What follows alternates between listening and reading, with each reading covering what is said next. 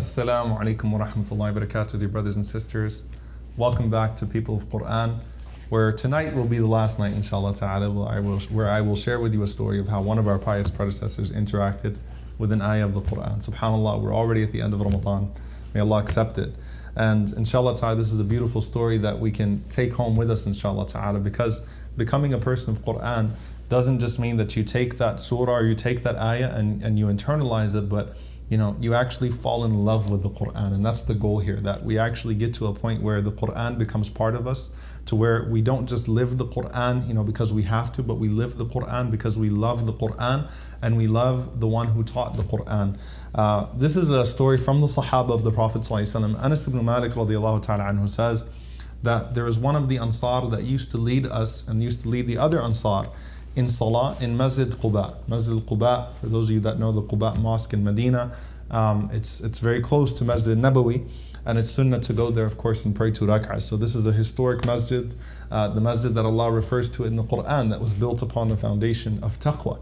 So he said that this man used to lead Salah in Masjid Quba, and in every single rak'ah, افتتح بقل هو الله أحد. He would start off after Surah Al-Fatiha with the recitation of Qul Huwallahu Ahad. He'd read Surah Al-Ikhlas, and then when he finished Surah Al-Ikhlas, he'd go and he'd read another surah. So imagine, subhanAllah, praying behind an imam, and literally every single rak'ah of salah, he reads Al-Fatiha, Qul Huwallahu Ahad, and then he reads another surah. So he would constantly do this until the Sahaba went to him and they said, listen, you can do one of two things.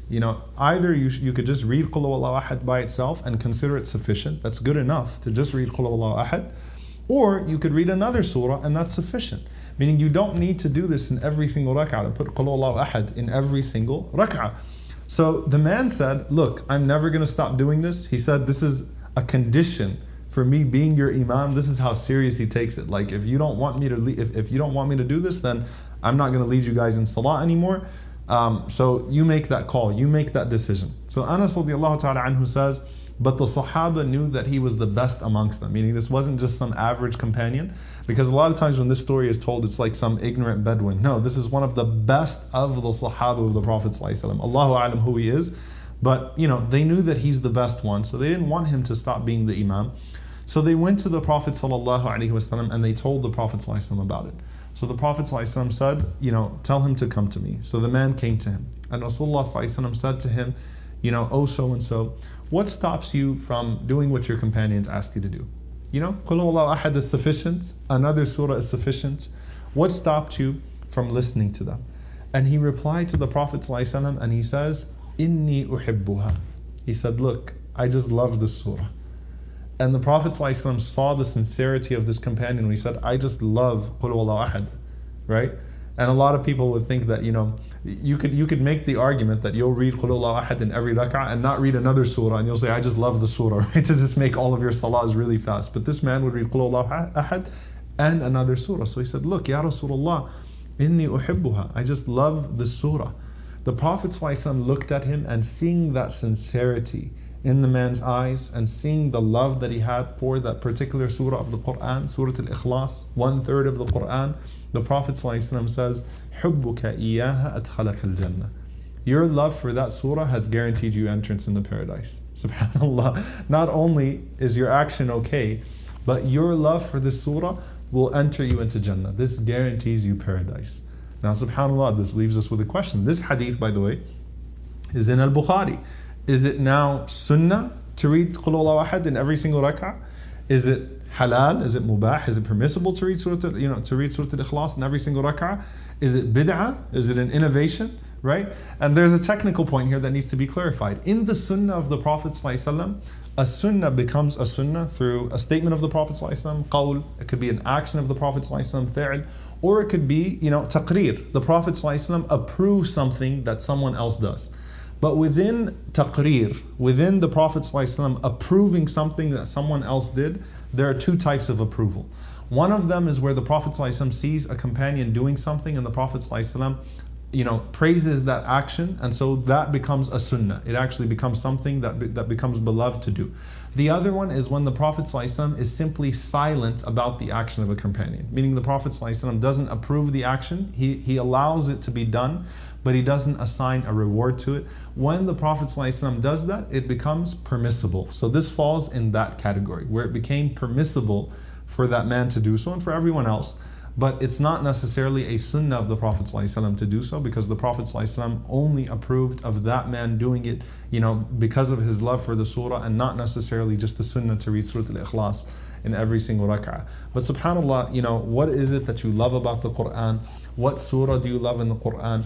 Why did this man love Qul Huwallahu Ahad? Why is it 1/3 of the Quran? Why is this short surah that we just speed through, all the time in our salah so important? And why should we pay attention to it? Because this is a surah that highlights the essence of Tawheed. It gives us monotheism in its purest form, and that's the beauty and the crux of this religion.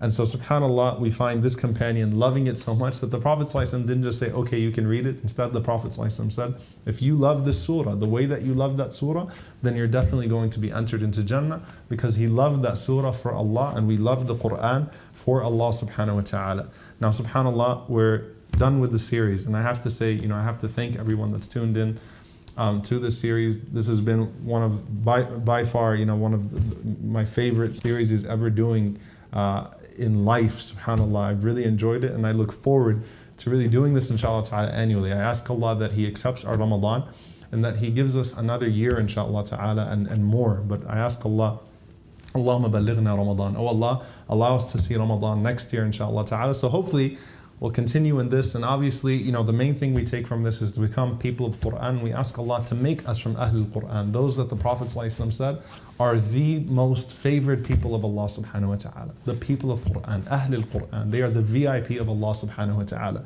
In the meantime, dear brothers and sisters, from now until next Ramadan, obviously continue to refresh, your memory and go through the series and share it with other people, and continue to tune in, inshallah ta'ala, to all of the great series that we have on Bayyinah TV and on our YouTube channel, youtube.com/Bayyinah, where we'll be continuing, inshallah, the beginning and the end, and inshallah ta'ala, other episodes like Amazed by Quran by Ustad Nu'man are going to be coming up. So stay tuned, inshallah ta'ala. And thank you so much, Jazakumullah khairan, for being a part of this Ramadan, for allowing me to be a part of your Ramadan. I look forward to seeing you guys, inshallah, in the future. Wassalamu alaikum wa rahmatullahi wa barakatuh.